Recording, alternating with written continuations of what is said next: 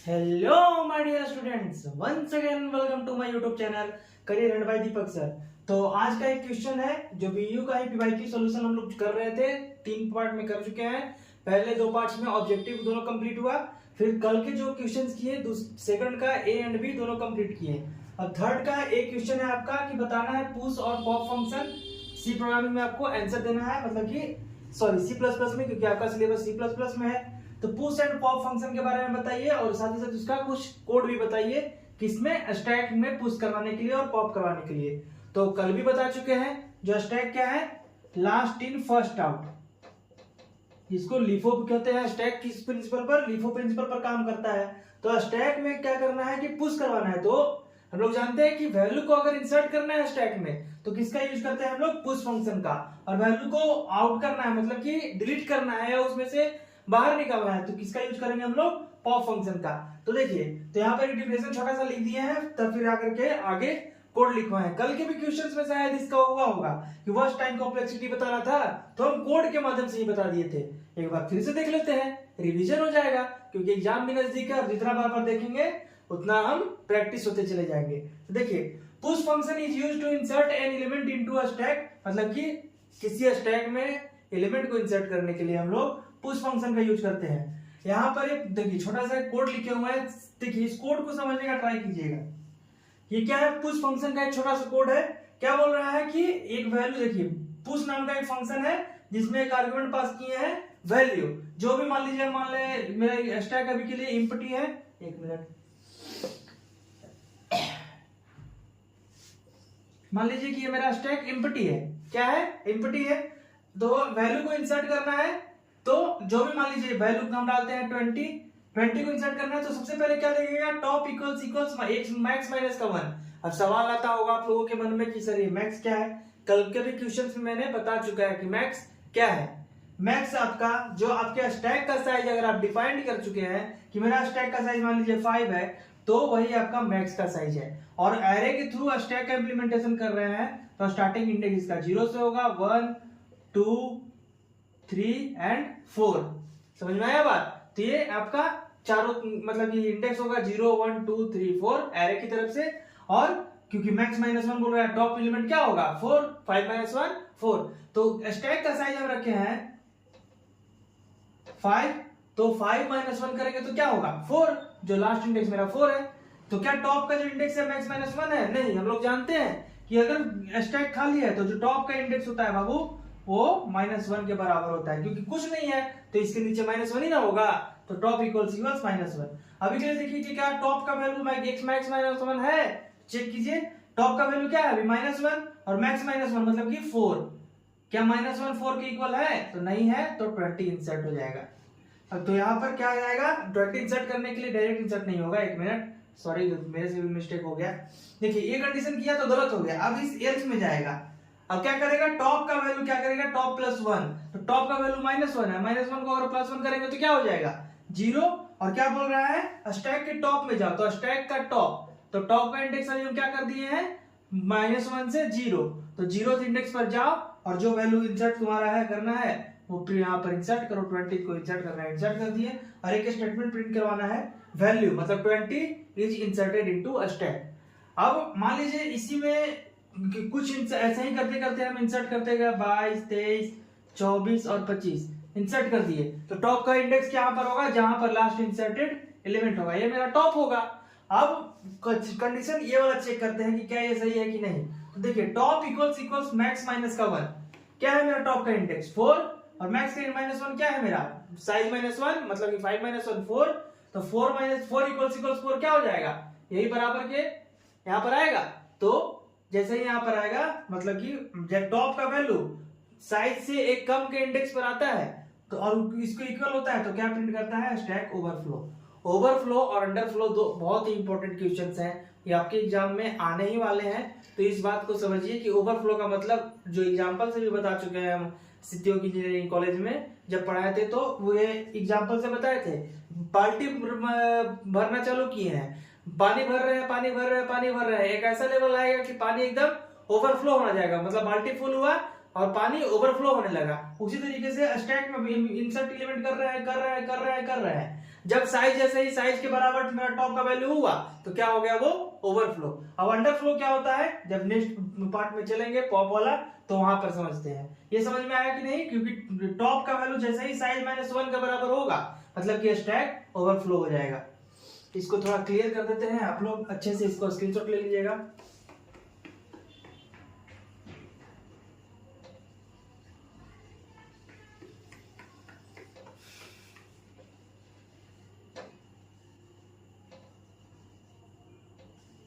चलिए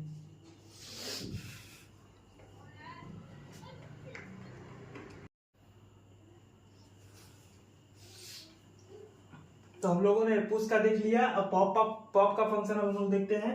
देखिए pop function अभी भी जस्ट बताया था कि इसका यूज क्या करता है कि स्टैक में से एलिमेंट को अगर रिमूव करना है या डिलीट करना है तो पॉप फंक्शन का यूज करते हैं। याद रखिएगा, पुश का यूज स्टैक में इंसर्ट करने के लिए, पॉप का यूज स्टैक से रिमूव करने के लिए।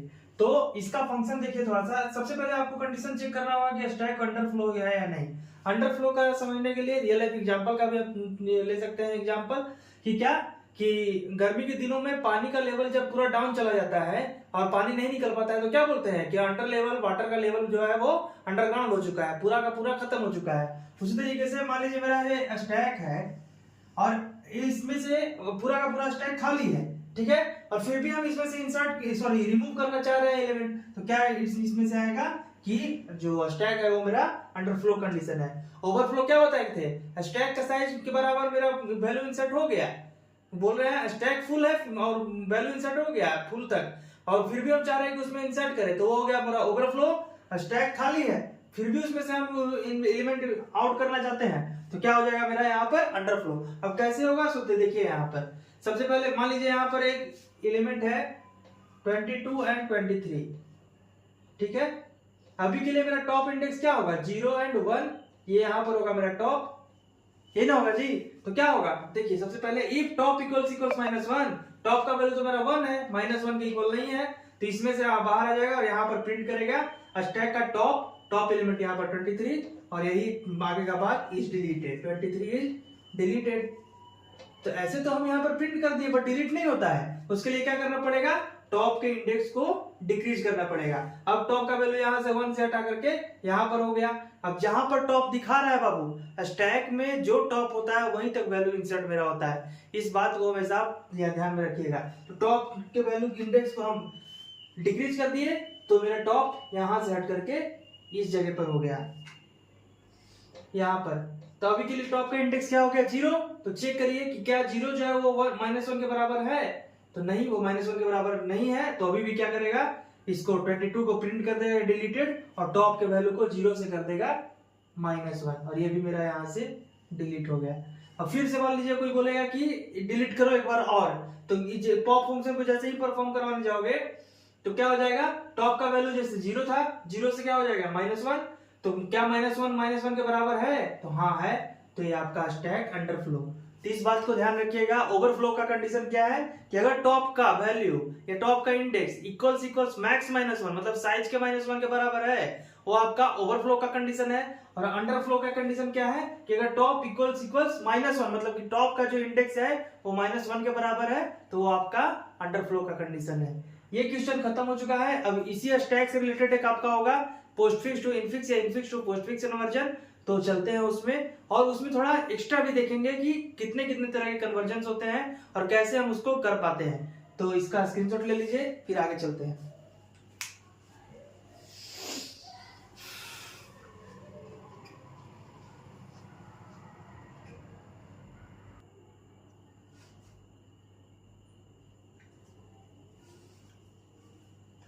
तो अब ये देखिए क्वेश्चन यहाँ पर दिया हुआ है कि evaluate the following postfix expression using stack का यूज करके हमको इस पोस्टफिक्स एक्सप्रेशन को सॉल्व करना है, और क्या करना है, एक एक करके सारे स्टेप को सॉल्व करते चले जाओ। तो देखिए इस तरह का वैल्यू अगर दिया हुआ है और फाइनल वैल्यू अगर निकालना होता है तो क्या करते हैं, लेफ्ट से राइट की तरफ हम लोग आगे की तरफ बढ़ते हैं। क्या बोल रहे हैं, लेफ्ट से राइट की तरफ, और एक एक करके वैल्यू देखते चले जाते हैं। अगर मेरा जो वैल्यू आए क्या है, वो ऑपरेंड है, तो स्टैक में पुश होगा और जैसा ही ऑपरेटर आएगा तो जो इन बिटवीन ऑपरेटर होगा मतलब ऑपरेंड होगा उसको हम लोग आगे की तरफ सॉल्व करेंगे। तो देखिए अब सबसे पहले स्टेप 1, इंसर्ट 8 इनटू स्टैक। तो स्टैक में क्योंकि स्टैक इज ऑपरेंड तो स्टैक को हम लोग 8 को हम लोग स्टैक में पुश करेंगे। अब नेक्स्ट स्टेप क्या है, क्या है मेरे पास 2, तो 2 is operand, so it also push into stack. तो 8 को पुश किए, उसके बाद हम लोग पुश किए 2 को, ठीक है। अब देखिए स्टेप 3,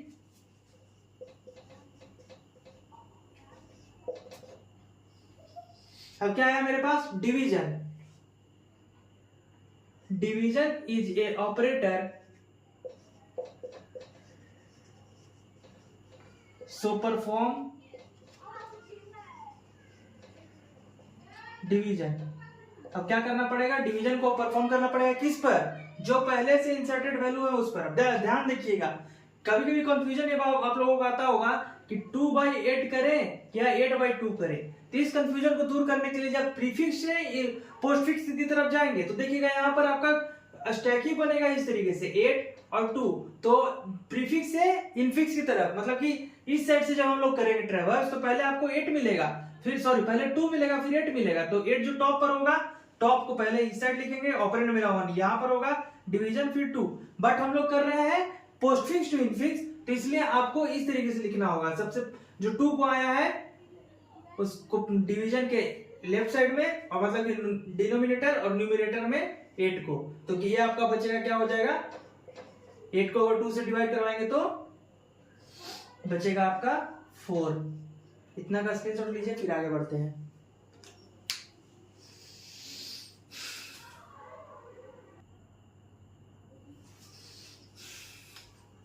देखिए डिवीजन तक हम लोगों ने काम कर लिया। अब नेक्स्ट क्या है मेरे पास 3, तो स्टेप कहां तक 3 तक हो जाएगा, तो 4 में चलते हैं। 3 is an operand, so also it push into a stack। इस क्वेश्चन में दिया ही हुआ है सो ऑल द स्टेप्स, इसलिए हमको सारे स्टेप्स को सॉल्व करना पड़ रहा है, नहीं तो एक एक करके हम करवाते हैं और बस 2 मिनट का क्वेश्चन था आराम से सॉल्व हो जाता है। बट यहाँ पर बोल रहा है सो ऑल द स्टेप्स, इसलिए सारे स्टेप्स को एक एक करके लिखना पड़ रहा है बाबू। अभी तक के लिए मेरे पास स्टेप में क्या है 4 है, अब क्या आ गया 3 को कर दिए। अब नेक्स्ट मेरे पास क्या है, इसको थोड़ा छोटा में लिखते हैं ताकि आगे भी इसी बोर्ड में हो जाए। मेरे पास 4 है, अब आ गया मेरे पास 3। अब नेक्स्ट क्या है, मल्टीप्लीकेशन है, तो step 5, multiplication is an operator, so perform multiplication next to operand.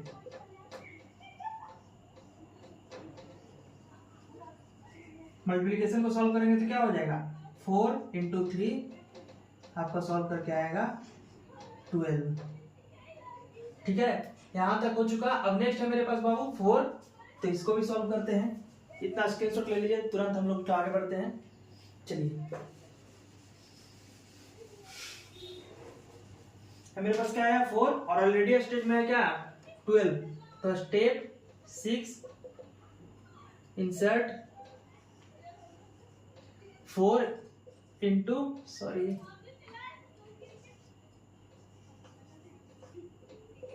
Stack में पुश करेंगे तो क्या हो जाएगा 12 ऑलरेडी है, 4 मेरा अब आया। अब क्या है मेरे पास माइनस का साइन, तो माइनस का साइन है। देखिए वहां पर भी क्या हो रहा था, जैसे 8 नीचे में था तो 8 पहले आएगा, लेफ्ट साइड में आएगा माइनस का साइन, फिर 4 बाद में, तो उसी तरीके से 12 को पहले हमको लाना पड़ेगा। तो यहाँ पर लिख देते हैं माइनस का sign is an operator, so perform minus a on next to operate. क्या होगा, 12 और 4 को जब घटाएंगे तो मेरे पास बचेगा, सॉरी ये मेरा बचेगा 8। अब नेक्स्ट की तरफ चलते हैं, इसको आप लोग लीजिए स्क्रीनशॉट, फिर आगे बढ़ते हैं।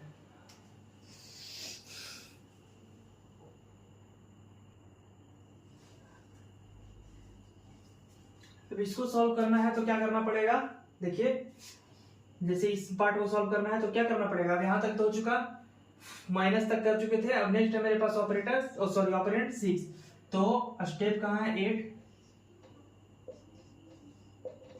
पुश 8 इंटू स्टैक,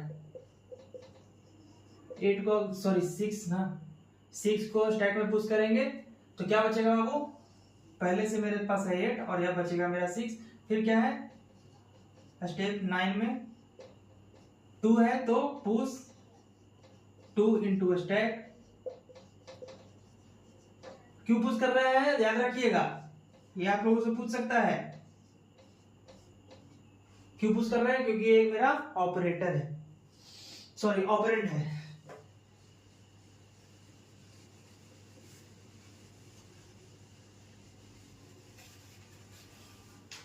अब क्या बाबू, यहां पर 6 हो गया, 2 हो गया, डिवीजन का साइन आया तो क्या होगा,